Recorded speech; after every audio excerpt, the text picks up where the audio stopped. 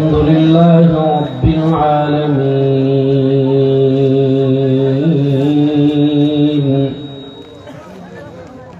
والعاقبة للمتقين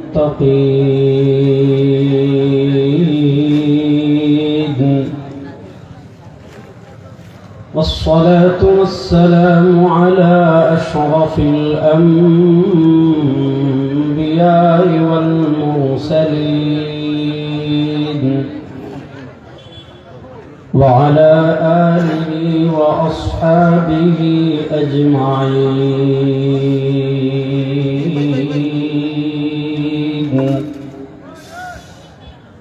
أما بعد فأعوذ بالله من الشيطان الرجيم.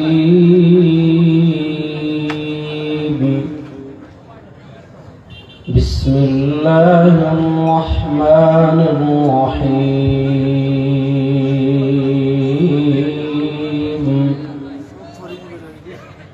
فاسألوا أهل الذكر إن كنتم لا تعلمون. بارك الله لنا ولكم في القرآن العظيم ونفعنا وإياكم بالآيات والذكر الحكيم. وقال رسول الله صلى الله عليه وسلم: يحمل هذا العلم من كل خلف عدول ينفون عنه تحريف الغالين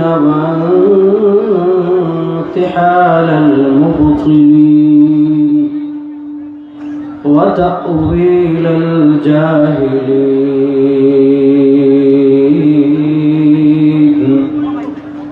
أو كما قال عليه الصلاة والسلام.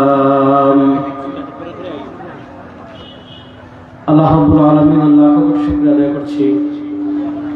খাদিমুল কোরআন পরিষদ সুজানগর আজিমগঞ্জ বড়লেখা মৌলভীবাজারের 3 দিন ব্যাপী তাফসীরুল কোরআন মাহফিলের তৃতীয় দিন এশার পরে আল্লাহ রাব্বুল আলামিন আমাদেরকে দুনিয়ার সকল কাজ থেকে ফারিগ করে আল্লাহ জান্নাতের বাগানে আমাদেরকে আসার বসার কথা বলার কথা শোনার তৌফিক দান করেছেন। আমরা সবাই একবার আল্লাহ রাব্বুল ইজ্জত ওয়া জালালের দরবারে কালেমাতুশ শুকর আদায় করি আলহামদুলিল্লাহ। আইতে আইতে একদম বাড়ির খান্দা যাচ্ছি,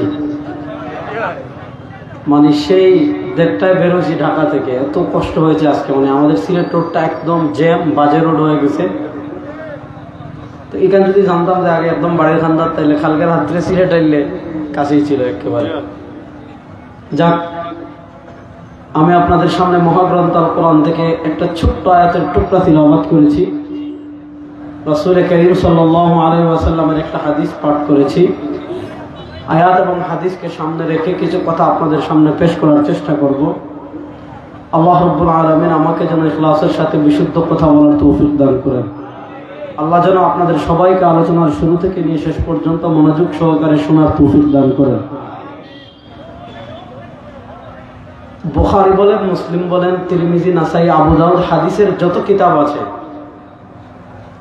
সব কিতাবে একটা পরিচ্ছেদ পাবেন বা একটা আলাদা কিতাব পাবেন, যে কিতাবের নাম হলো কিতাবুল ফিতান।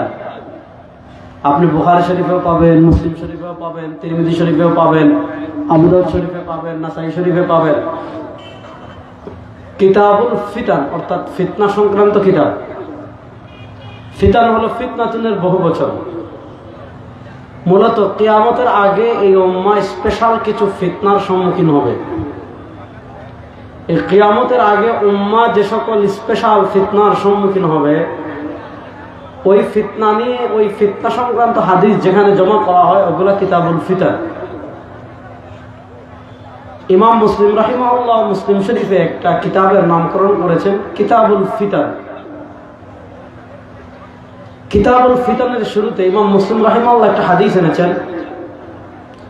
নবী করিম সাল্লাল্লাহু আলাইহি ওয়াসাল্লাম সাহাবায়ে কেরাম রিদওয়ানুল্লাহি আলাইহিম আজমাইনকে উদ্দেশ্য করে একদিন বলেন, হাল তারাউনা মা আরা, আমার সাহাবায়ে কেরাম আমি যা দেখতে পাচ্ছি তোমরা কি তা দেখতে পাচ্ছ?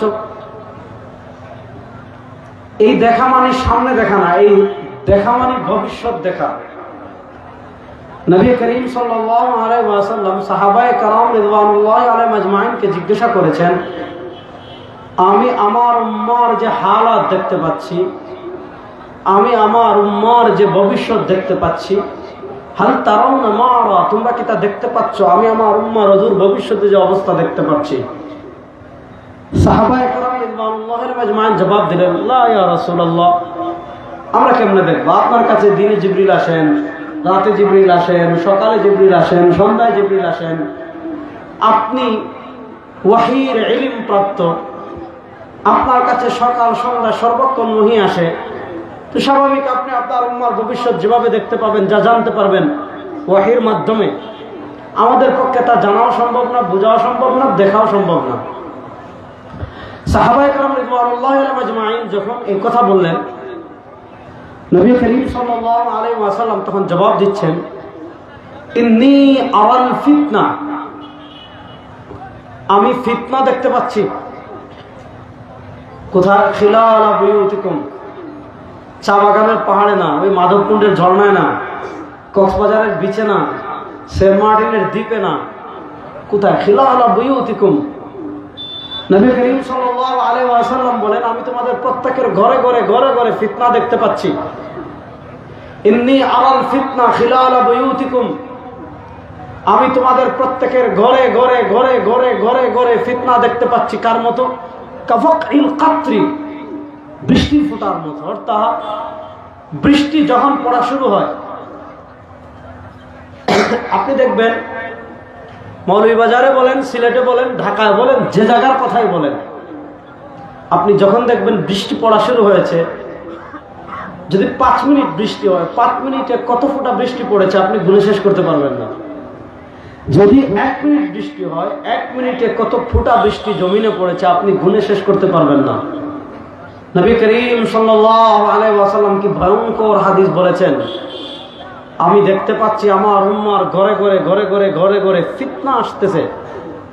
কার মতো? কাফাকিল কাতরি, বৃষ্টির ফোঁটার মতো। প্রথম ফোঁটা বৃষ্টি যখন জমিনে পড়ে, প্রথম ফোঁটা বৃষ্টি জমিনে পড়ার পর দ্বিতীয় ফোঁটা বৃষ্টি পড়তে জমিনে দেরি হয় না, তৃতীয় ফোঁটা বৃষ্টি পড়তে জমিনে দেরি হয় না। বৃষ্টির ফোঁটা যেমন একটার পর একটা, একটার পর একটা, একটার পর একটা, একটার পর একটা অনবরত পড়তে থাকে। নবী করিম সাল্লাল্লাহু আলাইহি ওয়াসাল্লাম বলেন, আমি দেখতে পাচ্ছি আমার উম্মাহ এমন হালাত হবে যে এরা ফিতনা ঘরে ঘরে এমন ভাবে আসবে, শেষ করতে পারবে না। একটা শেষ আরেকটা, আরেকটা শেষ আরেকটা, আরেকটা শেষ আরেকটা, আরেকটা শেষ আরেকটা। এই বৃষ্টির ফোঁটার মতো যখন একের পর এক ফিতনা আসবে, এই উম্মার মানুষের অবস্থা কি হবে? খুব মনোযোগ দিয়ে কথা বুঝবেন। ইমাম তিরমিজি রাহিমাহুল্লাহ তিরমিজি শরীফের কিতাবুল ফিতানে হাদিস এনেছেন। ইমাম নুআইম ইবনে হাম্মাদ আল মারওয়াজি তার কিতাবুল ফিতানে হাদিস এনেছেন। ইমাম ইমাদউদ্দিন ইবনে কাসির রাহিমাহুল্লাহ তার আল ফিতান ওয়াল মালাহিম কিতাবে হাদিস এনেছেন। কি ভয়ঙ্কর হাদিস! নবী করিম সাল্লাল্লাহু আলাইহি ওয়াসাল্লাম বলেন, আমার উম্মতেরা শোনো, ইউশিকু, আমার ভয় হচ্ছে, আয়াতি আলান নাসি জামান, আমার ভয় হচ্ছে আমার উম্মার উপর এমন একটা সময় আসবে, আমার ভয় হচ্ছে আমার উম্মার উপর এমন একটা কাল আসবে। যুবকরা খুব মনোযোগ দিয়ে হাদিসগুলো শুনবেন, তারপর মিলাবেন। আমার ভয় হচ্ছে আমার উম্মার উপর এমন এক সময় আসবে, এমন একটা কাল আসবে, ইউশিল ফিতনা কা কিতাইল লাইল, রাতের অন্ধকারের টুকরার মতো। এখন সিলেটের জাফলং অন্ধকার, টেকনাফের মেরিন ড্রাইভ অন্ধকার, এদিকে আপনার পঞ্চগড়ের বাংলা বন যেটা, এটাও অন্ধকার, এদিকে যান কুয়াকাটা অন্ধকার, সারা দেশ একসাথে অন্ধকার। অর্থাৎ রাতে সূর্য যখন ডুবে যায়, পুরো দেশ একসাথে অন্ধকার হয়ে যায়। নবী করিম সাল্লাল্লাহু আলাইহি ওয়াসাল্লাম বলেন, আমার উম্মার উপর এমন এক সময় আসবে, রাতের অন্ধকার যেমন একসাথে সারা দেশকে ঘিরে নেয়, আমার উম্মাকে এরকম এমন রাতের অন্ধকার এমন কোন এলাকা নাই বাংলাদেশের কোন অন্ধকার হয় নাই। নবী করিম সাল্লাল্লাহু আলাইহি ওয়াসাল্লাম বলেন, আমার উম্মার উপর এমন এক সময় আসবে, এমন কাল আসবে, রাতের অন্ধকার যেমন একসাথে পুরো দেশকে অন্ধকার করে ফেলে, আমার উম্মাকে এরকম অন্ধকার ফিতনা করে নেবে। আর যখন রাতের অন্ধকারের মতো এই উম্মাকে ফিতনা ঘিরে নিবে, আমাদের অবস্থা কি হবে? হাদিস শুনেন, নবী করিম সাল্লাল্লাহু আলাইহি ওয়াসাল্লাম বলেন, ইউসবিহুর রাজুলু ফিহা মুমিনা ওয়া ইউমসি কাফিরা ওয়া ইউমসি মুমিনান ওয়া ইউসবিহু কাফিরা। যখন এই উম্মাকে বৃষ্টির ফোঁটার মতো ফিতনা ঘিরে নিবে, যখন এই উম্মাকে রাতের অন্ধকারের মতো ফিতনা ঘিরে নিবে, এই উম্মার হালত অবস্থা হবে, উম্মার একজন সদস্য ইউসবিহুর রাজুলু ফিহা মুমিনা, উম্মার একজন সদস্য সকালে মুসলমান থাকবে, ওয়া ইউমসি কাফিরা, দুপুর পেরিয়ে বিকেল হওয়ার আগে সে কাফের হয়ে যাবে, ওয়া ইউমসি মুমিনা, একজন বিকেলে মুসলমান থাকবে, ওয়া ইউসবিহু কাফিরা, সকালে কাফের হয়ে যাবে। অর্থাৎ উম্মার কাছে তখন অবস্থা কি হবে? ইয়াবিউ দীনহু বিআরদিন মিনাদ দুনিয়া। আল্লাহ আমাদেরকে দুনিয়ার সবচেয়ে দামি যে সম্পদ দান করেছেন, দুনিয়ায় আল্লাহ রাব্বুল ইজ্জত ওয়াল জালাল আমাদেরকে সবচেয়ে দামি যে সম্পদ দিয়েছেন, ওই সম্পদের নাম ঈমান। বলেন, ওই সম্পদের নাম? মাতেন না, একটু জোরে হক্কা। ওই সম্পদের নাম। আচ্ছা, এখানে জান্নাতে যেতে চান না কারা কারা? দেখে হাত তুলেন তো। ওই এক মুরব্বী যাইতে চান না, শুধু মুরব্বী না বুঝি হাত তুলছে না চলে। আচ্ছা, আমরা জান্নাতে যাইতে চাই কারা কারা? দেখে হাত তুলেছে। আমরা জান্নাতে যেতে চাই কি চাই না? মাতেন না, এখানে জান্নাতে যেতে চাই কি চাই না? এবার শুনেন, জান্নাতে গেলে রসদ কি লাগবে? নবী করিম সাল্লাল্লাহু আলাইহি ওয়াসাল্লাম সহিহ মুসলিমে কিতাবুল ঈমান বাবু শাফাআহ হাদিস এসেছে। দেখেন, আহলুস সুন্নাহ ওয়াল জামাতের আকীদার একটা অংশ, একটা মৌলিক শিরোনাম হলো আশ-শাফাআতুল কুবরা। এটা নিয়ে লম্বা আলাপ দেওয়া যাবে না, যেহেতু এখানে আমার এই বিষয়ে আলোচনা আমি করব না। আহলুস সুন্নাহ ওয়াল জামাতের আকীদার যে কোনো কিতাব, আপনি ইমাম আবু হানিফার আল ফিকহুল আকবার, আল ফিকহুল আবসাত, ইমাম আহমদ ইবনে হাম্বলের আকীদা, তার কিতাবুস সুন্নাহ এসেছে। আমাদের আকীদার একটা গুরুত্বপূর্ণ ইমাম আশআরীর আল ইবানা আছে, ইমাম আশআরীর কিতাব আছে, ইমাম মাতুরিদির কিতাবুত তাওহীদ আছে, ইমাম তাহাবী রাহিমাহুল্লাহর আকীদাতুত তাহাবী আছে। এগুলো আমাদের আকীদার মৌলিক কিতাব। সব আকীদার কিতাবে একটা পরিচ্ছেদ পাবেন শাফাআতুল কুবরা, অর্থাৎ কিয়ামতের দিন সবচেয়ে বড় সুপারিশকারী হবেন আমাদের নবী। এখানে মুনকিরিনে হাদিস যারা আছে, আহলে কোরআন যারা আছে, আহলে কোরআন নামক হাদিস যেগুলো আছে, এগুলোর সাথে আমাদের মৌলিক আকীদার পার্থক্য। ওই মুতাজিলি হাদিসরা মনে করে যদি কেউ কবিরা গুনাহ করে একবার জাহান্নামে যায়, সে আর বের হবে না। আর আমাদের নবী শুধু সহিহ মুসলিমের 41টা সহিহ হাদিসে বলেছেন, আমার কোন উম্মাহ যদি মান কানা ফি কলবিহি মিসকাল হাববাতিন মিন খারদালিন মিন ঈমান, সুবহানাল্লাহ পড়েন, কিফটামি করব না, সিলেটের মানুষ জুড়ে হোক, সুবহানাল্লাহ। নবী করিম সাল্লাল্লাহু আলাইহি ওয়াসাল্লাম বলেন, আমার উম্মতেরা শুনো, মান কানা ফি কলবিহি মিসকাল হাববাতিন মিন খারদালিন মিন ঈমান, আমার কোন উম্মাহ যদি হাসরের মাঠে সরষের দানা পরিমাণ ঈমান নিয়ে আসে, ওই মাদককুণ্ডের পাহাড়ের মতো না, শ্রীমঙ্গলের চা বাগানের বিশাল বিশাল পাহাড়ের মতো না, ওই কাঞ্চনজঙ্ঘার মতো না, এভারেস্টের মতো না, হিমালয়ের মতো না। সরওয়ারে দু আলম সাল্লাল্লাহু আলাইহি ওয়াসাল্লাম বলেন, আমার কোন উম্মত যদি সরষের দানা পরিমাণ ঈমান নিয়ে কবরে আসে, সে যদি পাহাড় পরিমাণ গুনাহ করে, সমুদ্রের ফেনা পরিমাণ গুনাহ করে, সমুদ্রের পিচের বালু পরিমাণ গুনাহ যদি সে করে, কিন্তু তার অন্তরে যদি সরষের দানা পরিমাণ ঈমান থাকে, আমার নবী বলেন, আল্লাহ জাতের কসম করে বলি, আমি তাকে সুপারিশ করে জান্নাতে নিয়ে আসবো। মিসকাল হাববাতিন মিন খারদালিন মিন ঈমান। যদি কেউ সরষের দানা পরিমাণ ঈমান নিয়ে কবরে আসে, এবার বুঝেন, যে জিনিসটা সরষের দানা পরিমাণ থাকলে, যে জিনিসটা সরষের দানা পরিমাণ ঈমান থাকলে আপনার জান্নাত নিশ্চিত, ওই জিনিসের চেয়ে দামি জিনিস দুনিয়াতে আর কিছু আছে? ওটা মাত্র নাই। ওই জিনিসের চেয়ে দামি জিনিস দুনিয়াতে আর কিছু আছে? তাহলে বলেন, দুনিয়াতে আল্লাহ আমাদেরকে যেই সম্পদ দিয়েছেন, আল্লাহর নিয়ামত রাজির ভিতর আল্লাহ আমাদেরকে সবচেয়ে বড় যে নিয়ামত দিয়েছেন, ওই নিয়ামতের নাম কি? আর আসতে বলেন, আরো জোরে বলেন, ওই নিয়ামতের নাম ঈমান। দেখেন, নবী করিম সাল্লাল্লাহু আলাইহি ওয়াসাল্লামের শাফাআত সংক্রান্ত একটা হাদিস বলে সামনে আগাই। ইমাম বাজ্জার রাহিমাহুল্লাহ মুসনাদে বাজ্জারে হাদিস এনেছেন। নবী করিম সাল্লাল্লাহু আলাইহি ওয়াসাল্লাম বলেন, আমার উম্মতেরা শোনো, লিকুল্লি নাবিয়্যিন দাওয়াতুন মুস্তাজাবা, লিকুল্লি নাবিয়্যিন দাওয়াতুন মুস্তাজাবা ওয়াকাদ তাআজ্জালা কুল্লু নাবিয়্যিন দাওয়াতাহুম। আমাদের দেশে দেখবা যে সময় কুরবানির সময় এলে দেখবা ফ্রিজের দোকান অফার দেয়, কারণ এই সময় মানুষ ফ্রিজ কিনে। গরম এলে দেখবা এসির দোকানের মানুষ অফার দেয়। সারারা যখন মানে যে সার তো আর 12 মাস সিজন, তার সিজন আলাদা নাই।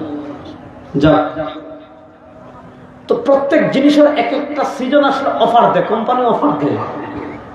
সরওয়ার দু আলম সাল্লাল্লাহু আলাইহি ওয়াসাল্লাম বলেন, লিকুল্লি নাবিয়্যিন দাওয়াতুন মুস্তাজাবা। আল্লাহ দুনিয়াতে যত নবী পাঠিয়েছিলেন, যত রাসূল পাঠিয়েছিলেন, সব নবীকে, সব রাসূলকে আল্লাহ দুনিয়াতে একবার কবুল দোয়ার অফার করেছেন একটা।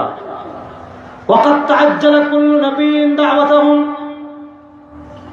সব নবী, সব রাসূল সেই স্পেশাল কবুল দোয়া দুনিয়াতে করে চলে গিয়েছেন। ওয়াকাদ তাআজ্জালা কুল্লু নাবিয়্যিন দাওয়াতাহুম। সব নবী, সব রাসূল তাদের স্পেশাল দোয়াটা দুনিয়াতে করে চলে গিয়েছেন। আর হাবিব কিবরিয়া সাল্লাল্লাহু আলাইহি ওয়াসাল্লাম বলেন, আমার উম্মতেরা শোনো, আমি তোমাদেরকে কত ভালোবাসি জানো। আজকে আপনি আপনার আপার জন্য পাগল হয়ে যান, যে আপা আপনাকে বিপদে রেখে হেলিকপ্টারে করে দেশ ছেড়ে পালিয়ে যায়। আপনি আজকে সেই নেতার জন্য পাগল হয়ে যান, যেই নেতা এই দুনিয়ায় আপনার কথা মনে রাখে না।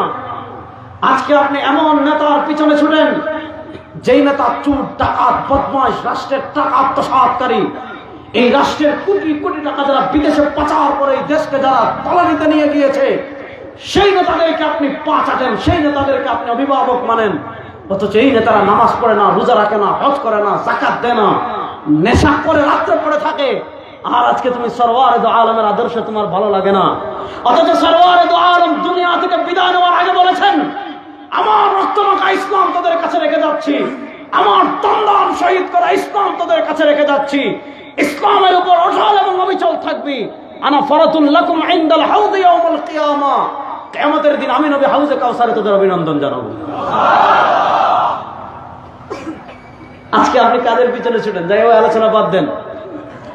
নবী করিম সাল্লাল্লাহু আলাইহি ওয়াসাল্লাম বলেন, আল্লাহ যখন আমাকে স্পেশাল দোয়ার অফার করেছেন, বলেছেন নবী এখন দোয়া করেন, যে দোয়া করবেন সেই দোয়া কবুল করব, যা চাইবেন তা দান করব, যা করে দেওয়ার কথা বলেন তা করে বলবো। হাবিবে কিবরিয়া বলেন, আল্লাহ যখন আমাকে দুনিয়াতে অফার দিয়েছেন, আমি দুনিয়াতে কিচ্ছু করি নাই, বলছি এটা থাকুক, আমার ওই স্পেশাল দোয়াটা হাসরের মাঠের জন্য রেখে দিয়েছি। ইন্নী ইখতারতু দাওয়াতি লিআহলিল কাবাইর মিন উম্মতি। আমি আমার স্পেশাল দোয়াটা হাসরের মাঠের জন্য রেখে দিয়েছি। যেদিন আমার যে উম্মারা কবিরা গুনাহ করে জাহান্নামী হয়ে যাবে, তাদেরকে ওই স্পেশাল দোয়া দিয়ে সুপারিশ করে জাহান্নাম থেকে জান্নাতে নিয়ে আসবে।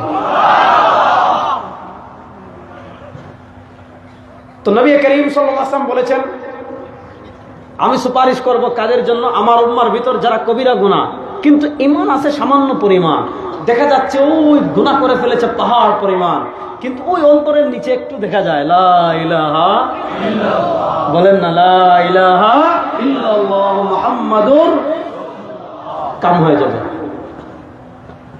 তো যেই জিনিসটা সবচেয়ে দামি, যেই জিনিসটা মিসকাল হাব্বাতিন মিন খারদালিন মিন ঈমান, যেই জিনিসটা সরষের দানা পরিমাণ থাকলে আপনার জান্নাত নিশ্চিত হয়ে যাবে, সময় এমন আসবে ওই জিনিসটাই মানুষের কাছে সবচেয়ে সস্তা হয়ে যাবে। নবী করিম সাল্লাল্লাহু আলাইহি ওয়াসাল্লাম বলেন, এই উম্মার অবস্থা হবে ইয়াবিউ দীনাহু বিআরদিন মিনাদ দুনিয়া, দুনিয়ার সামান্য পদের জন্য, দুনিয়ার সামান্য চাকরির জন্য, দুনিয়ার সামান্য পয়সার জন্য, দুনিয়ার সামান্য নেতৃত্বের জন্য, দুনিয়ার সামান্য ভোটের জন্য, দুনিয়ার সামান্য স্বার্থে পৃথিবীর সবচেয়ে দামি সম্পদ ঈমানকে মানুষ বিক্রি করে দিবে। তাহলে এবার বুঝেন, কিয়ামতের আগে আমাদের উপর তুফানের মতো ফিতনা আসবে। এই তুফানের মতো ফিতনায় মুসলমানদের জন্য সবচেয়ে করণীয়, মুসলমানদের জন্য সবচেয়ে আবশ্যক, মুসলমানদের জন্য সবচেয়ে জরুরি যে বিষয়, সেটা হলো তাদের ঈমানের হেফাজত করা। সেটা হলো কি? তাদের ঈমানের হেফাজত। শুনেন, আজকে কতভাবে আমরা ঈমান নষ্ট করি। আমি শুধু একটা উদাহরণ দিই। আমরা মনে করি শুধু মূর্তি পূজা করলে ঈমান যায়, আমরা মনে করি শুধু তারকার পূজা করলে ঈমান যায়, আমরা মনে করি শুধু চন্দ্রের পূজা করলে ঈমান যায়, আমরা মনে করি শুধু দুর্গা পূজা করলে ঈমান যায়। শুধু একটা কারণ আমি বলি, আল্লাহ তাআলা পবিত্র কোরআনে ইহুদিদের চরিত্র বর্ণনা করতে বলেছেন। আল্লাহ তাআলা পবিত্র কোরআনে ইহুদিদের চরিত্র বর্ণনা করতে গিয়ে বলেছেন, ইত্তাখাযু আহবারাহুম ওয়া রুহবানাহুম আরবাবাম মিন দুনিল্লাহ, ইত্তাখাযু আহবারাহুম ওয়া রুহবানাহুম আরবাবাম মিন দুনিল্লাহ। আচ্ছা, আগে বলেন আমাদের রব কে? আল্লাহ। জোরে বলেন না, আমাদের রব কে? আল্লাহ। আরো জোরে বলেন, আমাদের রব কে? আল্লাহ। দুই হাত তুলে বলেন, আমাদের রব কে? আল্লাহ। আল্লাহু আকবার। এবার আল্লাহ ইহুদিদের চরিত্র বর্ণনা করছেন, ইত্তাখাযু আহবারাহুম ওয়া রুহবানাহুম আরবাবাম মিন দুনিল্লাহ। ইত্তাখাযু আহবারাহুম, তারা তাদের ধর্মযাজকদেরকে বানিয়েছে, ওয়া রুহবানাহুম, পাদ্রীদেরকে বানিয়েছে, ধর্মযাজকদের বানিয়েছে, আরবাবাম, রব, মিন দুনিল্লাহ, আল্লাহকে বাদ দিয়ে। আল্লাহ ইহুদিদের কথা বলছেন, ইহুদিরা আল্লাহকে বাদ দিয়ে তাদের ধর্মযাজকদের বানিয়েছে রব। ইহুদিরা আল্লাহকে বাদ দিয়ে তাদের সন্ন্যাসীদেরকে বানিয়েছে রব। ইহুদিরা তাদের আল্লাহকে বাদ দিয়ে তাদের গির্জা যারা থাকে, তাদের চার্চে যারা থাকে, তাদের ধর্মীয় উপাসনালয়ে যারা থাকে, তাদেরকে বানিয়েছে রব।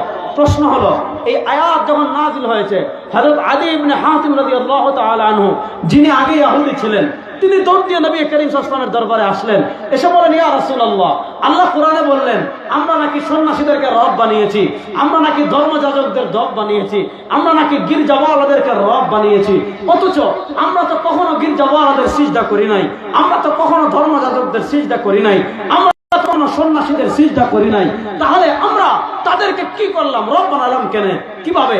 আল্লাহ নবী সাল্লাল্লাহু আলাইহি ওয়াসাল্লাম জবাব দেন, ঠিক আছে শোনো, তোমরা তাদেরকে এইভাবে সিজদা করো নাই, ঠিক আছে, কিন্তু আমার মনোযোগ দিয়ে শোনো, দেখা যাচ্ছে ইন্নাল্লাহা আহাল্লা ইন্নাল্লাহা আহাল্লা শাইআন ওয়া হাররামা ওয়া ইন্নাল্লাহা আহাল্লা শাইআন। আল্লাহ রাব্বুল আলামিন তোমাদের জন্য একটা জিনিসকে কি করেছেন, হালাল করেছেন। দেখা দিয়েছে ওই যে রহমান যারা আছে, ধর্মযাজক যারা আছে, সেটা তারা তাদের জন্য হারাম করে দিয়েছে। আল্লাহ করেছেন হালাল, তারা করে দিয়েছে হারাম। আল্লাহ করেছেন হারাম, তারা করে দিয়েছে হালাল। অর্থাৎ আল্লাহর বিধানকে পরিবর্তন করে তারা আল্লাহর বিধানে হাত দিয়েছে, আল্লাহর বিধান পরিবর্তন করে আরেকটা বিকৃত বিধান দিয়েছে। দেখা গেল ইহুদিরা একদিকে আল্লাহর বিধান, আরেকদিকে ধর্মযাজকদের বিধান, একদিকে আল্লাহর বিধান, আরেক দিক থেকে ওই সন্ন্যাসীদের বিধান, একদিকে আল্লাহর বিধান, আরেক দিক থেকে যারা ধর্ম উপাসনালয়ে থাকে তাদের বিধান, একদিকে আল্লাহর বিধান, আরেকদিকে মানুষের বানানো মান গড়া বিধান। দেখা গেল তারা আল্লাহর বিধানকে বাদ দিয়ে ওই বিকৃত যারা ধর্মযাজক যারা আছে তারা যে বিধান দিয়েছে ওই বিধান স্বীকার করেছে। নবী করিম সাল্লাল্লাহু আলাইহি ওয়াসাল্লাম বলেন, ওই যে আল্লাহর বিধানের উপর তাদের বিধানকে প্রাধান্য দিয়েছো, এটার অর্থ হলো আল্লাহকে বাদ দিয়ে তাদেরকে রব বানিয়ে ফেলেছে। দেখেন, আমাদের আকীদা বিশ্বাস ক্লিয়ার রাখতে হবে যুবকরা। আকীদা বিশ্বাসে কোনো ত্রুটি রাখা যাবে না। আকীদা ক্লিয়ার রাখতে হবে। সার্বভৌমত্বের মালিক কারো বাপ হতে পারে না, সার্বভৌমত্বের মালিক কোনো নেতা হতে পারে না, সার্বভৌমত্বের মালিক কোনো পীর হতে পারে না, সার্বভৌমত্বের মালিক কোনো ব্যক্তি হতে পারে না। আমাদের আকীদা সার্বভৌমত্বের মালিক একমাত্র আল্লাহ। বলেন, আমাদের আকীদা সার্বভৌমত্বের মালিক একমাত্র আল্লাহ। না আসতে বলে হাত তুলে বলেন, সার্বভৌমত্বের মালিক একমাত্র আল্লাহ। বলে বলেন, সার্বভৌমত্বের মালিক একমাত্র আল্লাহ। এবার বলেন, সার্বভৌমত্বের মালিক যদি একমাত্র আল্লাহ হন, তাহলে এই জমিনে আইন চলবে কার? এখন আপনি যদি বলেন না আল্লাহর আইন আমি মানি না, ঈমান আছে না গেছে? মাসালাটা ভালো করে বুঝেন। ইত্তাখাযু আহবারহুম ওয়া রুহবানাহুম আরবাবাম মিন দুনিল্লাহ।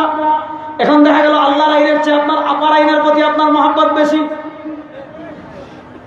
এরকম মুসলমান আমাদের দেশে আছে না নাই? আপনি মনে করতেছেন ইমান এটা সুফা সেটা লোহা মারছি, আর লোহা তার জীবনে খুলে না, লাকড়ি ফসিয়া যাইব, লোহা গলতা না। ইমান এটা লোহা না, এত সহজ না। মুসলমান আকীদা বিশ্বাস ক্লিয়ার রাখবেন। আইন দাতা একমাত্র আল্লাহ। হ্যাঁ, আপনি এমন আইন করেছেন রাষ্ট্রের সুবিধার জন্য, যেমন ট্রাফিক আইন করলেন, রাস্তার ডান দিকে চলবেন, ট্রাফিক হাত দিলে দাঁড়িয়ে যাবেন, লাল বাতি জ্বললে থামবেন, সবুজ বাতি জ্বললে দৌড়াবেন, এয়ারপোর্ট আধা ঘন্টা আগে ঢুকবেন, প্রত্যেকে লাইন ধরে আসবেন, বিদ্যুতের বিল দিবেন। এই যে মানুষের কল্যাণার্থে যে আইন, এই আইনগুলো মানুষ করতে পারে, সমস্যা নাই। কিন্তু যে আইনগুলো আল্লাহ দিয়েছেন, ওই আইনগুলোকে অকার্যকর মনে করে, ওই আইনগুলোকে বাতিল মনে করে, ওই আইনগুলো এই যুগে চলবে না এটা মনে করে, কেউ যদি মানুষের কোনো আইনের অনুসরণ করে, পরিষ্কার কথা সে মুরতাদ, তার ঈমান নাই, তার ঈমান নাই। তাহলে আমি যে কথাটা আপনাদেরকে বললাম, কিয়ামতের আগে কত স্রোতে আমাদের কাছে ফিতনা আসবে। আজকে দেখেন আমাদের সমাজে একদল সেকুলার আপনাদের যুবকদেরকে কি শিখাবে? মনোযোগ। তারা আপনাদেরকে শিখাবে মানবতার গল্প। দেখেন সরাসরি ইসলাম থেকে আপনাদেরকে বের করতে পারবে না। এখানে আরেকটা আকীদা বিশ্বাস ক্লিয়ার রাখবেন। ইসলাম আসার পর, বলেন ইসলাম আসার, মাতেন না সবে হক্কা, ইসলাম আসার, জুড়ে হক্কা, ইসলাম আসার, আরো জুড়ে হক্কা, ইসলাম আসার সব ধর্ম রহিত হয়ে গিয়েছে, সব ধর্মবাদ। সহজ কথা আমরা সিলেটি ভাষা হইল ইসলাম আওয়ার বাদে আর কোন ধর্মের কার্যকারিতা নাই। বুঝেন, ইসলাম আসার পরে আর কোন ধর্মের কার্যকারিতা। ইসলাম আসার পরে আল্লাহ রাব্বুল আলামিনের কাছে একমাত্র মনোনীত ধর্মের নাম, আর আসতে বলেন, ইসলাম আসার পর আল্লাহ রাব্বুল আলামিনের কাছে একমাত্র মনোনীত ধর্মের নাম। আল্লাহ পবিত্র কোরআনে বলেছেন, ওয়ামাই ইয়াবতাগি গায়রাল ইসলামি দীনান, ওয়ামাই ইয়াবতাগি গায়রাল ইসলামি দীনান ফালাই ইউকবালা মিনহু। আমার বান্দারা শুনো, ইসলাম আসার পর ইসলাম বাদ দিয়ে কেউ যদি ইহুদিবাদকে দিন হিসাবে গ্রহণ করে, কেউ যদি খ্রিস্টবাদকে দিন হিসাবে গ্রহণ করে, কেউ যদি বৌদ্ধবাদকে দিন হিসাবে গ্রহণ করে, কেউ যদি হিন্দুত্ববাদকে দিন হিসাবে গ্রহণ করে, কেউ যদি ডেমোক্রেসিকে দিন হিসাবে গ্রহণ করে, যদি কেউ কমিউনিজমকে দিন হিসাবে গ্রহণ করে, যদি কেউ সেকুলারিজম তথা ধর্মনিরপেক্ষতাকে দিন হিসাবে গ্রহণ করে, আল্লাহ বলেন ফালাই ইউকবালা মিনহু, কোশ্চিন কালেও কবুল করা হবে না। ইসলাম আসার পর আল্লাহ রাব্বুল ইজ্জত ওয়াল জালালের কাছে একমাত্র মনোনীত ধর্মের নাম ইসলাম। একটা হাদিস বলি, ভালো করে বুঝবেন। এই আকীদা বিশ্বাসগুলোতে যুবকরা কোনো সংশয় রাখা যাবে না। এই আকীদা বিশ্বাসগুলোতে সংশয় তৈরি করার জন্য যারা ওরিয়েন্টালিস্ট আছে, ইসলামের সবচেয়ে জঘন্য দুশমন, এই ইহুদি খ্রিস্টান ওরিয়েন্টালিস্ট যারা আছে, তারা বুদ্ধিবৃত্তিকভাবে আমাদের যুবকদের এই জায়গাগুলোতে আঘাত করে আমাদের যুবকদেরকে ইসলামের সীমা থেকে বের করার ষড়যন্ত্র তারা করছে। হযরত ওমর ইবনুল খাত্তাব রাদিয়াল্লাহু তাআলা মদিনায় যাওয়ার পর একদিন নবী করিম সাল্লাল্লাহু আলাইহি ওয়াসাল্লামের কাছে এসেছেন। হযরত ওমর ইবনুল খাত্তাব রাদিয়াল্লাহু তাআলা আনহু এমন সময় নবী করিম সাল্লাল্লাহু আলাইহি ওয়াসাল্লামের কাছে এসেছেন যখন ওমর রাদিয়াল্লাহু তাআলাতে এক কপি তাওরাত আছে। তাওরাত হলো ওই আসমানি কিতাব, যে আসমানি কিতাব আল্লাহ অবতীর্ণ করেছিলেন নবী মুসার উপর। তা আপনারা জানেন তার উম্মত, তিনি দুনিয়া থেকে বিদায় নেওয়ার, দুনিয়াতে থাকতেই তাওরাতকে বিকৃত করে ফেলেছে। তো ওই তাওরাতকে নিয়ে ওমর রাদিয়াল্লাহু তাআলা নবী করিম সাল্লাল্লাহু আলাইহি ওয়াসাল্লামের দরবারে এসেছেন। কেন এসেছেন? তিনি বলছেন নবী করিম সাল্লাল্লাহু আলাইহি ওয়াসাল্লাম যখন তার হাতে তাওরাত দেখবেন, আল্লাহ নবী সাল্লাল্লাহু আলাইহি ওয়াসাল্লাম অনেক খুশি হবেন, আল্লাহ নবী সাল্লাল্লাহু আলাইহি ওয়াসাল্লাম অনেক সন্তুষ্ট হবেন। মনে করবেন মাশাআল্লাহ, আমার ওমর জ্ঞান অন্বেষণের জন্য যেমন কোরআন পড়ছে তেমন তাওরাত পড়ছে। এই নিয়তে ওমর ইবনুল খাত্তাব রাদিয়াল্লাহু তাআলা নবী করিম সাল্লাল্লাহু আলাইহি ওয়াসাল্লামের কাছে তাওরাত নিয়ে আসতেন। কিন্তু হাদিসে আসছে নবী করিম সাল্লাল্লাহু আলাইহি ওয়াসাল্লাম যখন ওমর ইবনুল খাত্তাব রাদিয়াল্লাহু তাআলা তাওরাত দেখলেন, আল্লাহ নবী সাল্লাল্লাহু আলাইহি ওয়াসাল্লাম প্রচন্ড রাগান্বিত হলেন। কেমন রাগান্বিত হলেন? নবী করিম সাল্লাল্লাহু আলাইহি ওয়াসাল্লামের চেহারা মুবারক লাল হয়ে গিয়েছে। নবী করিম সাল্লাল্লাহু আলাইহি ওয়াসাল্লামের চেহারা মুবারক লাল করে হযরত ওমরকে বলেন, ইয়া ওমর লাউ কানা মূসা হাইয়ান মা ওয়াসিআ ইল্লা ইত্তিবাই।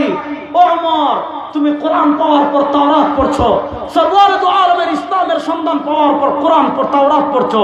শুনো, তাওরাত যে নবীর উপর অবতীর্ণ হয়েছে, লাউ কানা মূসা হাইয়ান, যে নবীর উপর আল্লাহ তাওরাত অবতীর্ণ করেছেন, সেই মূসা আলাইহিস সালাতু ওয়াস সালামও যদি দুনিয়াতে জীবিত থাকতেন, কোরআন আসার পর যদি মূসাও জীবিত থাকতেন, কোরআন আসার পর যদি মূসা আলাইহিস সালাম নিজে জীবিত থাকতেন, মা ওয়াসিআ ইল্লা ইত্তিবাই, আমার নবী বলেন মূসা তার ধর্ম আসমানি কিতাব বাদ দিয়ে আমার অনুসারী হয়ে যেতেন।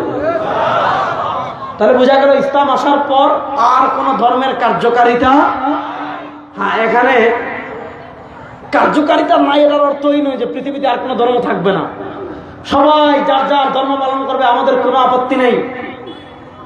কিন্তু শুনেন, পৃথিবীতে সত্য ধর্ম মাত্র একটা। বলেন সত্য ধর্ম মাত্র কয়টা? আর আসতে বলেন সত্য ধর্ম মাত্র কয়টা? সেই ধর্মের নাম, এবার শুনেন, এই পরিচয় যদি, এই পরিচয় নিয়ে যদি কেউ সংশয় করে, এই পরিচয় নিয়ে কোনো যুবকের যদি সামান্য সংশয় থাকে, সে যদি মনে করে আরে না মুসলমানদের প্রকার আছে, কেউ ঈসাই মুসলিম, কেউ মুহাম্মদি মুসলিম, কেউ আহমদিয়া মুসলিম।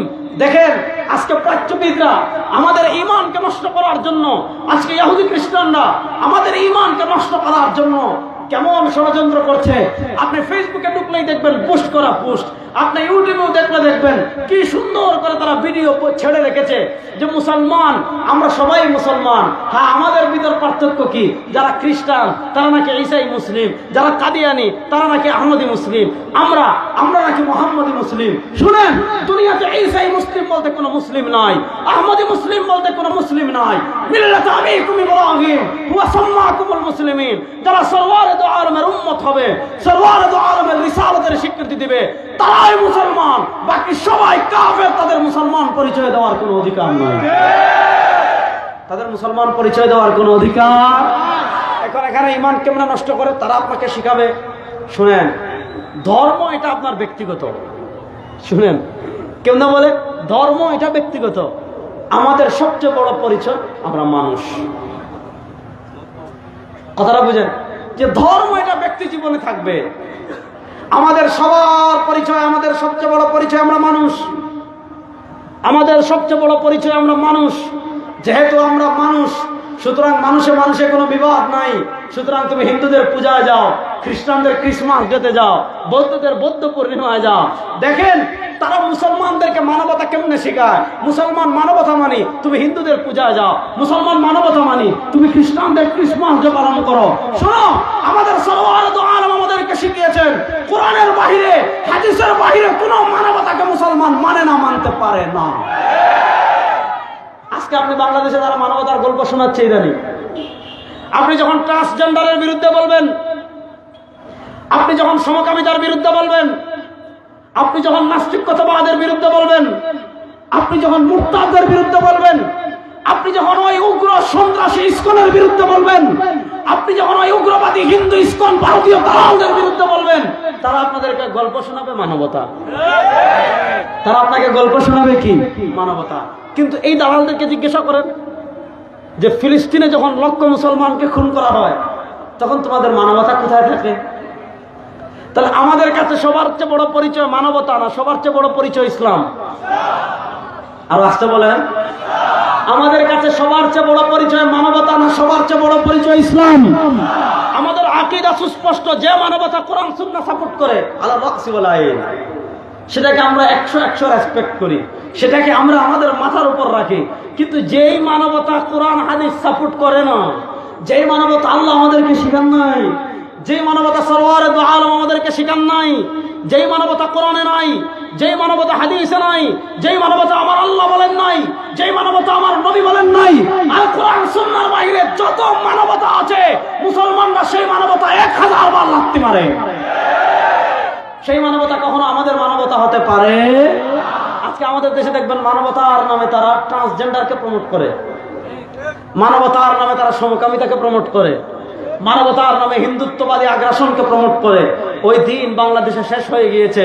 এখন মানবতার নামে এগুলো করতে চাইবেন, এদেশের বাংলাদেশের মানুষ আপনাদেরকে আর ছাড় দিবে না, ইনশাআল্লাহ বলেন। এবার মূল কথায় আসেন, আমি এইগুলা মৌলিক 2-3টা ভিত্তি এই জন্য দেখালাম যে এই আকীদা বিশ্বাসগুলোতে সামান্য সংশয় করলে আপনি ইসলামকে শুধু ব্যক্তি জীবনে মনে করলেন, খুব মনোযোগ দিয়ে এই বিষয়টা বুঝবেন যুবকরা। আপনি মনে করলেন ধর্ম এটা ব্যক্তিগত জীবনে, শুধু আপনার ব্যক্তি জীবনে আপনি যেভাবে ইচ্ছা ধর্ম পালন করেন, কোনো সমস্যা নাই। কিন্তু আপনি মনে করেন রাষ্ট্রের কোনো ধর্ম লাগবে না, রাষ্ট্র ধর্ম মুক্ত হবে, সংবিধানে ধর্ম লাগবে না, বিচার ব্যবস্থায় ধর্ম লাগবে না, অর্থনীতিতে ধর্ম লাগবে না, সংসদে ধর্ম লাগবে না, সমাজের নেতৃত্বে ধর্ম লাগবে না। আপনি যদি মনে করেন ইসলামটা শুধু ব্যক্তি জীবনের ভিতরে সীমাবদ্ধ, আপনার ঘরে আপনি 100 ইসলাম পালন করেন, কোনো সমস্যা নাই। আপনি আপনার ব্যক্তি জীবনে সারাদিন নামাজ পড়েন, কোনো সমস্যা নাই। আপনি আপনার পরিবারের সবাইকে নিয়ে নামাজ পড়েন, কোনো সমস্যা নাই। যদি আপনি এটা মনে করেন মনোযোগ যে ইসলাম এটা শুধু ব্যক্তি জীবনে সীমাবদ্ধ, রাষ্ট্রে ইসলামের প্রয়োজন নাই, অর্থনীতিতে ইসলামের প্রয়োজন নাই, সমাজের সব সেক্টরে ইসলামের প্রয়োজন নাই, রাজনীতিতে ইসলামের প্রয়োজন নাই, সংসদে ইসলামের প্রয়োজন নাই, সিটি কর্পোরেশনে ইসলামের প্রয়োজন নাই, বিচার ব্যবস্থায় ইসলামের প্রয়োজন নাই। আল্লামা যাহিদ কাউসারী রাহিমাহুল্লাহ তার মাকালাতুল কাউসারীতে প্রবন্ধ লিখেছেন, হুকম মুহাওয়ালাতি ফাসলিদ দ্বীন আনিদ দাওলা।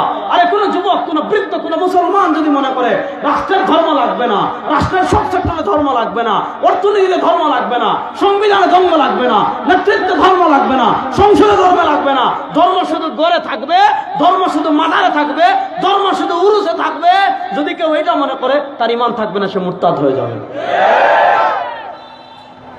কত ইমাম বিধ্বংসী কাজ। আরে আমাদের কত মুসলমান এরকম আছে, তাবলিগে গিয়ে চিল্লা লাগায়, ও এদিকে মাজারে উরুস টুরুস হলে 2-3টা গরু দেয়, 8-10 ডেক বিরিয়ানি দেয়, আসে না নাই?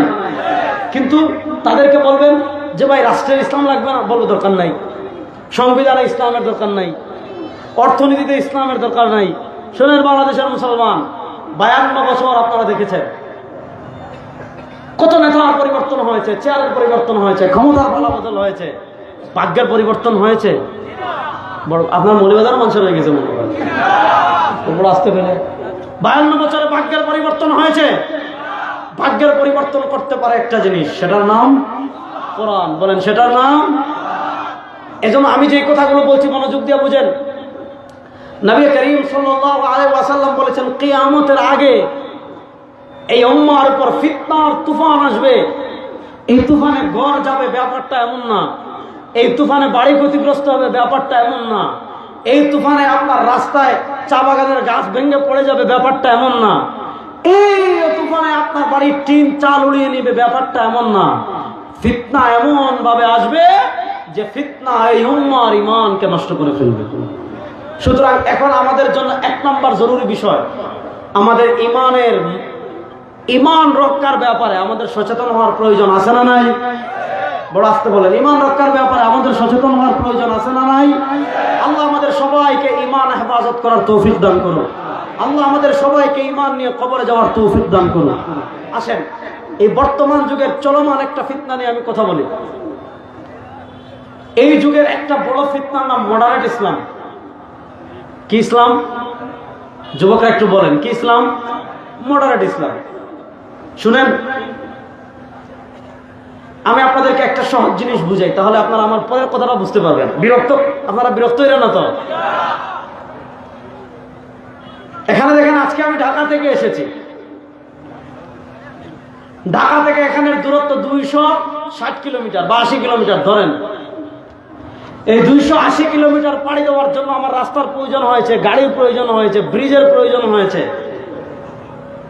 এবার বুঝেন, 280 কিলোমিটার পাড়ি দিতে যদি আপনার ব্রিজের প্রয়োজন হয়, রাস্তার প্রয়োজন হয়, সরওয়ারে দু আলম সাল্লাল্লাহু আলাইহি ওয়াসাল্লাম দুনিয়া থেকে বিদায় নিয়েছেন 11 হিজরিতে।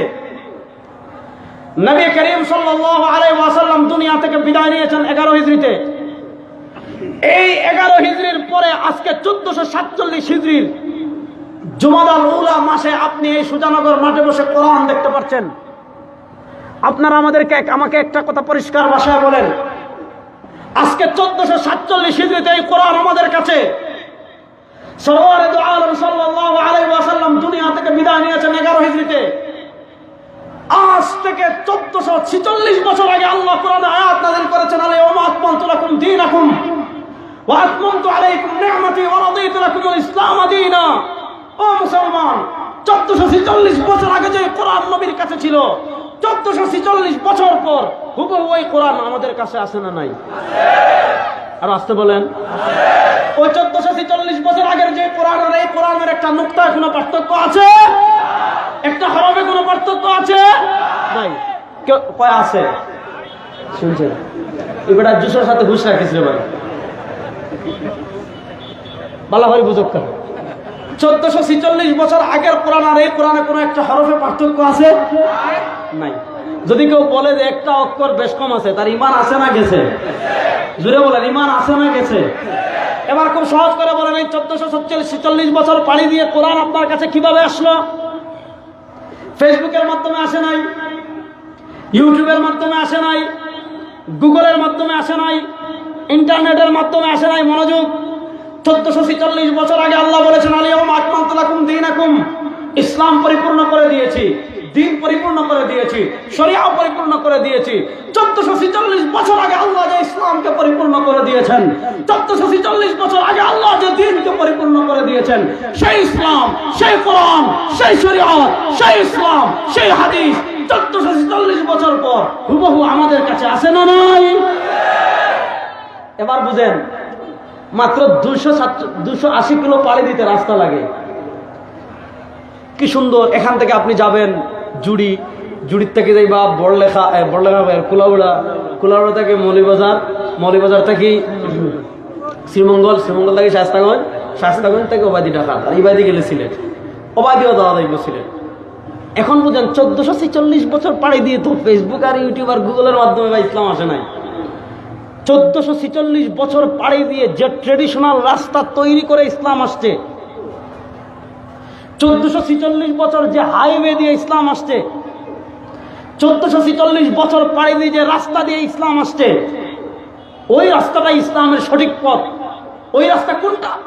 আমি খুতবায় যে হাদিস পড়েছি, নবী করিম সাল্লাল্লাহু আলাইহি ওয়াসাল্লাম বলেন, আমার উম্মতেরা শোনো, ইয়াহমিলু হাযাল ইলমা মিন কুল্লি খালাফিন উদুলু, ইয়াহমিলু হাযাল ইলমা মিন কুল্লি খালাফিন উদুলু ইয়ানফুনা আনহু তাহরিফাল গালিন ওয়া ইমতিহানাল মুবতিলিন ওয়া তা'ওয়িলাল জাহিলিন। শুনেন, 1400 বছর পাড়ি দিয়ে কোরআন কিভাবে আসছে, 1400 বছর পাড়ি দিয়ে ইসলাম কিভাবে আসছে, 1400 বছর পাড়ি দিয়ে শরিয়া কিভাবে আসছে। নবী করিম সাল্লাল্লাহু আলাইহি ওয়াসাল্লাম বলেন, ইয়াহমিলু হাযাল ইলমা মিন কুল্লি খালাফিন উদুলু। আল্লাহ প্রত্যেক যুগে একদম ন্যায়পরায়ণ আলেমকে তৈরি করে দিয়েছেন, একদম হাক্কানি রব্বানি আলেমের জামাতকে তৈরি করে দিয়েছেন, যারা কি করবে, তাদের কাঁধে কোরআন হাদিসের জ্ঞানকে বহন করে তাদের পরবর্তী প্রজন্মের কাছে পৌঁছিয়ে দিবে। এইভাবে নবীর থেকে কোরআন হাদিস এসেছে সাহাবীদের কাছে, সাহাবীদের থেকে এসেছে তাবেঈদের কাছে, তাবেঈ থেকে এসেছে তবে তাবেঈনের কাছে, তবে তাবেঈন থেকে এসেছে আইম্মায়ে মুজতাহিদিনের কাছে, আইম্মায়ে মুজতাহিদিন থেকে এসেছে সালাফের ইমামদের কাছে, সালাফের ইমাম থেকে এসেছে খালাফের ইমাম থেকে। ওই যে নবী, সাহাবী, তাবেঈ, তবে তাবেঈ, আইম্মায়ে মুজতাহিদিন, সালাফ, খালাফ, মুজতাহিদিন, মুহাদ্দিসিন, ফুকাহা, ওই যে 1400 বছরের যে রাস্তা তৈরি করে ইসলাম আপনাদের কাছে এসেছে, ওইটাই হলো ইসলামের নিরাপদ পন্থা। এর বাইরে ডানে বামে যত পথ তৈরি হবে, এর বাইরে ডানে বামে যত পথ তৈরি হবে, ওটা জান্নাতের পথ হতে পারে না, সব জাহান্নামের রাস্তা। এখন আপনাদেরকে কি শিখাবে জানেন? খুব মনোযোগ দিয়ে কথা বুঝেন। এখন আপনাদের কাছে ইসলাম শিখাবে যে কাউকে মানা লাগবে না, কাউকে ফলো করা লাগবে না। বাবারা কথা বললেন না, বাবারা তোমরা একটু মেহরবানি করে বসো, মুরব্বী আমি কই আপনার কথা, উঠিও না, উঠতা না ইনশাআল্লাহ, বালা করে বুঝক্কা। এখন ইসলাম কি শিখাবে? কাউকে মানা লাগবে না,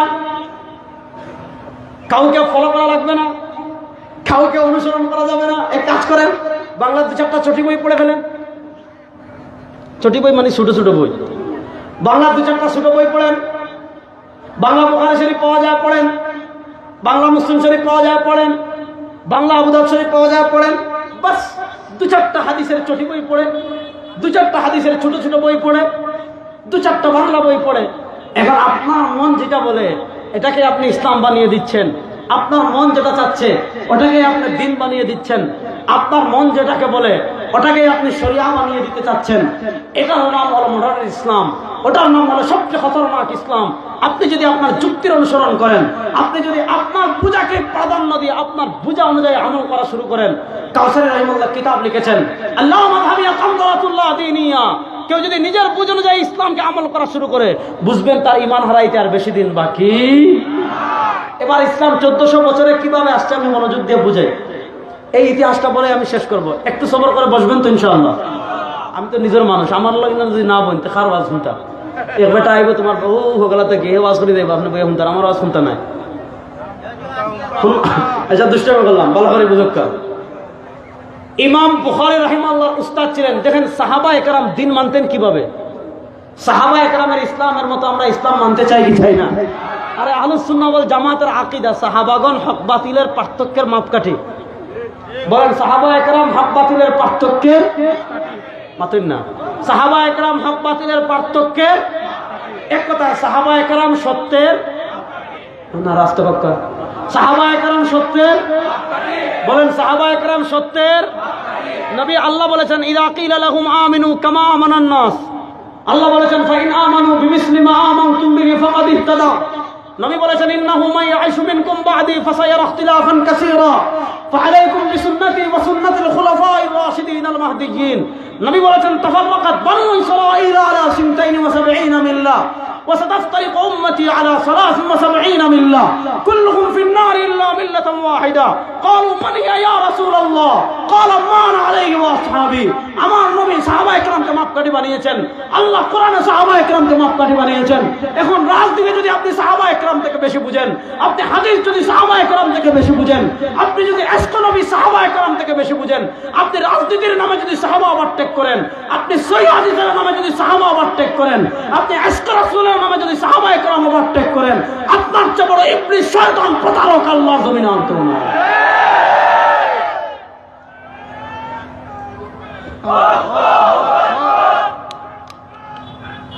জিন্দাবাদ জিন্দাবাদ। কথা ভালো করে বুঝেন। এখন সাহাবা একরাম যেভাবে দিন পালন করেছেন, সাহাবা একরামের দিন পালনের মতো আমরা দিন পালন করতে চাই কি চাই না? আর আসতে বলেন সাহাবা একরাম কেমন দিন পালন করেছেন? আমি ইমাম বুখারী রাহিমাহুল্লাহর উস্তাদ, ইমাম বুখারী রাহিমাহুল্লাহর উস্তাদ ইমাম আলী ইবনুল মাদিনী 233 হিজরিতে ইন্তেকাল করেছেন। ইমাম বুখারী রাহিমাহুল্লাহর খাস উস্তাদ ইমাম আলী ইবনুল মাদিনী, ইমাম বুখারীর খাস উস্তাদ। তিনি একটা কিতাব লিখেছেন আল ইলম ওয়া মারিফাতুর রিজাল। ওই কিতাবের দারুল হাদিস কাহিরার ছাপার 62 নম্বর পৃষ্ঠা, আর মিশর থেকে বড় যেটা 500 পৃষ্ঠা তাহকিক তালিক করে ছেপে এসছে ওইটার 117 নম্বর পৃষ্ঠায় ইমাম আলী ইবনুল মাদিনী রাহিমাহুল্লাহ বলেন সাহাবা একরাম রিদওয়ানুল্লাহ আলাইহিম দিন পালন করতেন কিভাবে। উনি বলেন লাম ইয়াকুম মিন আসহাবি রাসূলিল্লাহ সাল্লাল্লাহু আলাইহি ওয়াসাল্লাম মান লাহু সুহাইবাতুন ইয়াযহাবুনা মাযহাবাহু ওয়া ইফতুনা বিফতওয়াহু ওয়া ইয়াসলুকুনা তরিকাতাহু ইল্লা সালাসা। হযরত ইমাম আলী ইবনুল মাদিনী রাহিমাহুল্লাহ বলেন নবী করিম সাল্লাল্লাহু আলাইহি ওয়াসাল্লামের সময় তো সবাই সব মাসআলার সমাধানের জন্য নবী করিম সাল্লাল্লাহু আলাইহি ওয়াসাল্লামের কাছে যেত, আর কারো কাছে যাওয়ার কোনো প্রয়োজন হতো না। নবী করিম সাল্লাল্লাহু আলাইহি ওয়াসাল্লামের পরে লাম ইয়াকুম মিন আসহাবি রাসূলিল্লাহ সাল্লাল্লাহু আলাইহি ওয়াসাল্লাম, নবী করিম সাল্লাল্লাহু আলাইহি ওয়াসাল্লামের সাহাবা একরামের মাঝে মান লাহু সুহাইবা, যাদের সুহবত ছিল, ইয়াযহাবুনা মাযহাবাহু। মনোযোগ, আজ থেকে 1200 বছর আগের কিতাবের ইবারত করতেছে। ইমাম আলী ইবনুল মাদিনী ইন্তেকাল করেছেন 233 হিজরিতে, আজ থেকে 1210 বছর আগে। ইয়াযহাবুনা মাযহাবাহু, সব সাহাবা একরাম মাযহাব মানতেন, অর্থাৎ কোন সাহাবী লামাযাবী ছিলেন না। ইল্লা সালাসা, সব সাহাবী মাযহাব মানতেন 3 জনের, এখানে 3 জন, পরে আরেকজন 4 জন বলতেছি আমি। আল্লাহ নবী সাল্লাল্লাহু আলাইহি ওয়াসাল্লামের পরে মুসলমানদের বড় বড় শহর ছিল 4টা। কয়টা বলেন না? কয়টা বলেন? মক্কা, মাতেন না, মক্কা, মদিনা, ইয়ামান, ইরাক। কয়টা? 1 নম্বর মাতেন না, 1 নম্বর, 2 নম্বর, 3 নম্বর, 4 নম্বর। এই আপনি বলেন, একটা বলেন।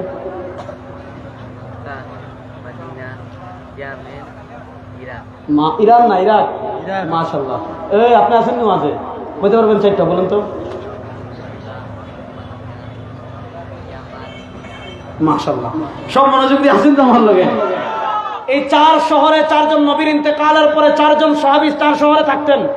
লাম ইয়াকুম মিন আসহাবি রাসূলিল্লাহি মান লাহু সুহাইবা ইয়াযহাবুনা মাযহাবাহু ওয়া ইফতুনা বিফতওয়াহু ওয়া ইয়াসলুকুনা তরিকাতাহু। মক্কার সাধারণ মানুষ যারা ছিল তারা যেত ইবনে আব্বাস রাদিয়াল্লাহু তাআলার কাছে। ইবনে আব্বাস যেই সমাধান দিতেন, মক্কাবাসী ইবনে আব্বাসকে মানত, মদিনাবাসী যেই মাসআলার সম্মুখীন হতো তারা যেত যায়েদ ইবনে সাবিতের কাছে, যায়েদ ইবনে সাবিত যেই সমাধান দিতেন মদিনাবাসী যায়েদ ইবনে সাবিতের সমাধান মানত। ইয়ামানবাসী যেই মাসআলার সম্মুখীন হতো তারা যেত মুআজ ইবনে জাবালের কাছে, মুআজ ইবনে জাবাল যেই সমাধান দিতেন তারা সেই সমাধান মানত। ইরাকবাসী যেত হযরত আব্দুল্লাহ ইবনে মাসউদ রাদিয়াল্লাহু তাআলার কাছে, ওই আব্দুল্লাহ ইবনে মাসউদ রাদিয়াল্লাহু তাআলা যেই সমাধান দিতেন সেই সমাধান ইরাকবাসী মানত। এই যে আমরা বর্তমানে আমাদের চারটা ফিকহের রূপ দেখি, ফিকহে হানাফি, ফিকহে মালিকি, ফিকহে শাফি, ফিকহে হাম্বলি, এটা আমাদের বাপদাদার বানানো না, এটা আসছে 4 জন সাহাবী থেকে। 4 জন সাহাবী 4টা শহরে থাকতেন। এই ইতিহাস আমার না, এই ইতিহাস লিখেছেন ইমাম আলী ইবনুল মাদিনী, এই ইতিহাস লিখেছেন শাইখুল ইসলাম ইবনে তাইমিয়া, এই ইতিহাস লিখেছেন ইমাম ইবনে কাইয়িম আল জাওজিয়া রাহিমাহুল্লাহ। ওনাদের কিতাব আপনারা পড়েন, পড়লে পাবেন, যদি না পান আমার কাছে আসেন, আমি খুলে দেখাবো ইনশাআল্লাহ।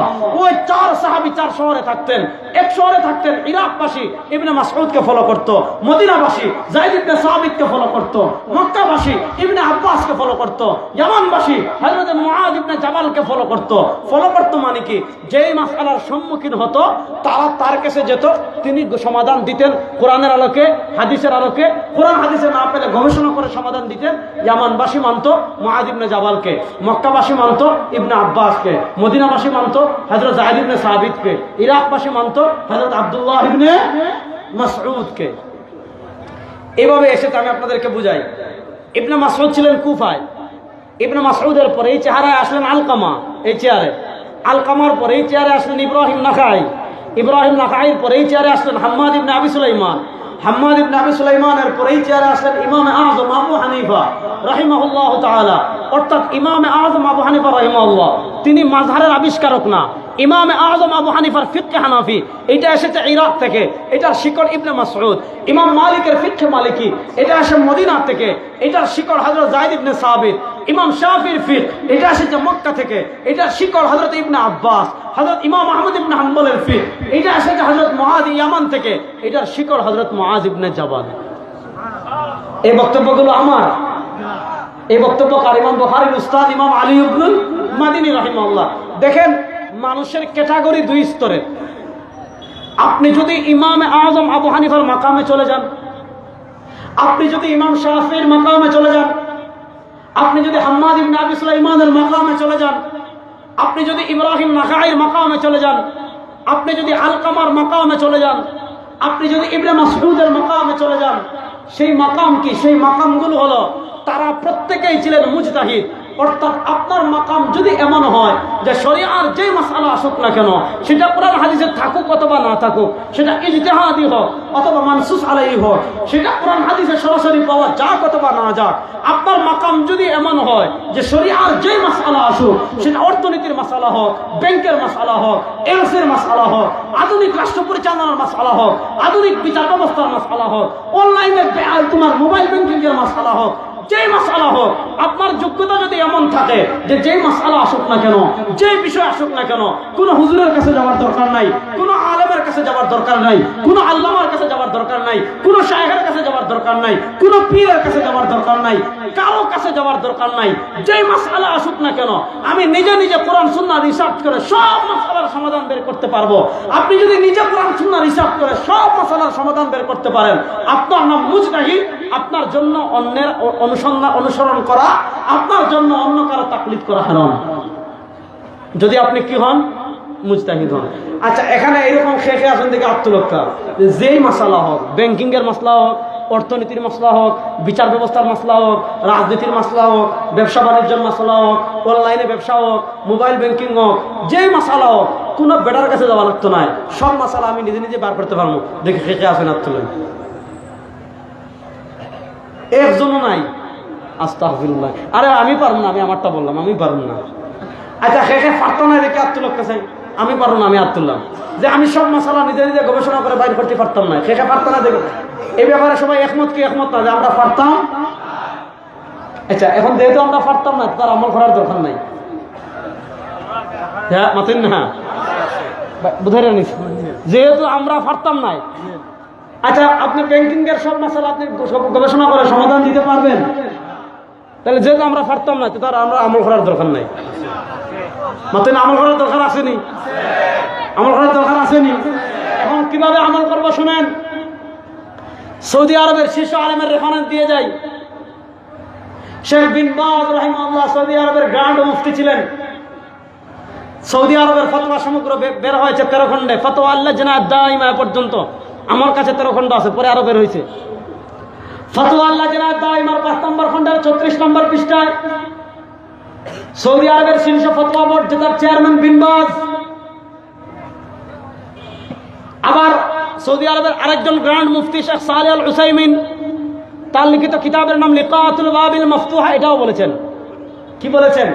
ওয়া ইন কানা গায়রু কাদিরিন আলা ইসতিমবাতিল আহকাম, ওয়া ইন কানা গায়রু কাদিরিন আলা ইসতিমবাতিল আহকাম, ব্যক্তি যদি এমন হয় যে নিজে নিজে গবেষণা করে, মুজতাহিদ না, ব্যক্তি যদি এমন হয় নিজে নিজে গবেষণা করে সব মাসালার সমাধান বের করতে পারবে না, সে আমল করবে কেমনে? কাল্লাদা ইমামাম মিন আইম্মাতিল মুসলিমিন আল মুক্তাদা বিহিম, তার আমল করার পন্থা হলো সে ইসলামের অনুসৃত 4 জন স্বীকৃত কোন একজন ইমামের তাকলিদ করবে, যদি সে মুজতাহিদ না হয়। আজকে যারা বলে মাযহাব মানা লাগবে না, আজকে যারা বলে আমরা মাযহাব মানি না, তাদের বড় আলেম ফতোয়া দিয়ে গিয়েছেন কাল্লাদা ইমামাম মিন আইম্মাতিল মুসলিমিন আল মুক্তাদা বিহিম। এবার বলেন বাংলাদেশে যারা বলে আমরা মাযহাব মানি না, তারা সবাই মুজতাহিদ? আরে মুজতাহিদ ওদের কথা কোরআন শরীফ শুদ্ধ করে পড়তে পারে না। বিসমিল্লাহ পড়লে তার 180। এখন বিসমিল্লাহ পড়তে পারে না, কোরআন পড়তে পারে না, সে এসে ফতোয়া দিবে মাযহাব মানে হারাম। বলে কি বলে না? মানে মাথার মগজ না গোবর? আরে বেটা বলবো হুজুর একটা কোরআন হাদিস থাকতে মাযহাব লাগবে ওখানে, আবার হয় না মাথায় না কেন? আচ্ছা কোরআন হাদিস আপনি মানে হে মনে করে কি যে কোরআন হাদিসের মাযহাব এটা কোরআন হাদিসের বাইরে? আরে শুনেন, মাযহাব লাগে কখন? নামাজ পড়া কি? মদ খাওয়া?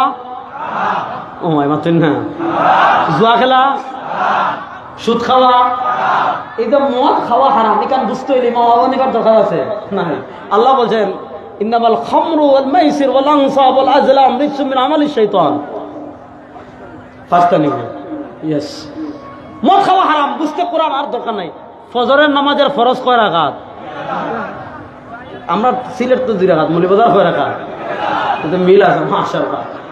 তাহলে এই যে ফজরের নামাজের ফরজ 2 রাকাত, এখান বুঝতে হইলে আবু হানিফার দরকার নাই, হাদিসে আছে।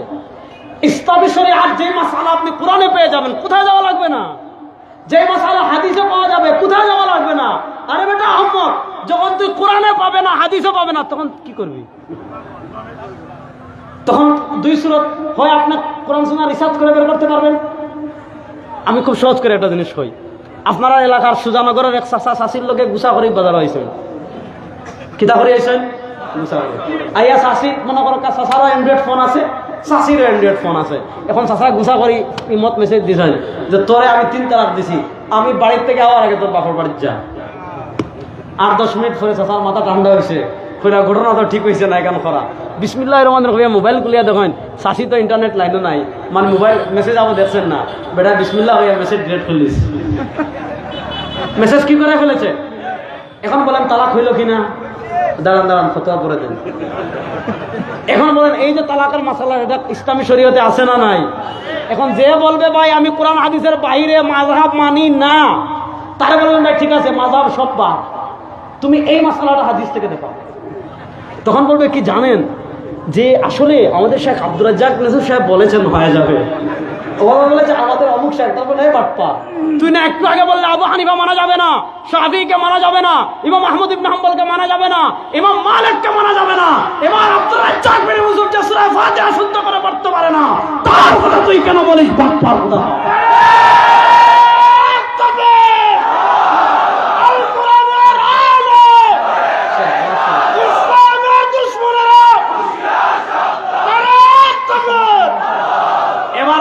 মাযহাব লাগে কখন? কোরআন হাদিসে পাবো না যখন। এই যে বলেন আধুনিক অর্থনীতি, এই যে ব্যাংকিং সিস্টেমে লেনদেন হচ্ছে, বিদেশের সাথে এলসি সিস্টেমে ব্যবসা হচ্ছে, অনলাইনে ব্যবসা হচ্ছে, এগুলো ইসলামে আছে না নাই? এগুলো সব গবেষণা করে বের করতে হবে। এখন প্রশ্ন হলো আমরা যারা গবেষণা করে বের করতে পারি না, তারা আমল করবো কেমনে? যারা পারে তাদেরকে মাধ্যম বানিয়ে, এই যে যারা পারে তাদেরকে আমরা মাধ্যম বানালাম, এই মাধ্যমটাকে আরবিতে বলে মাযহাব। আল্লাহ আমাদেরকে সব ফিতনা থেকে বেঁচে থাকার তৌফিক দান করুন।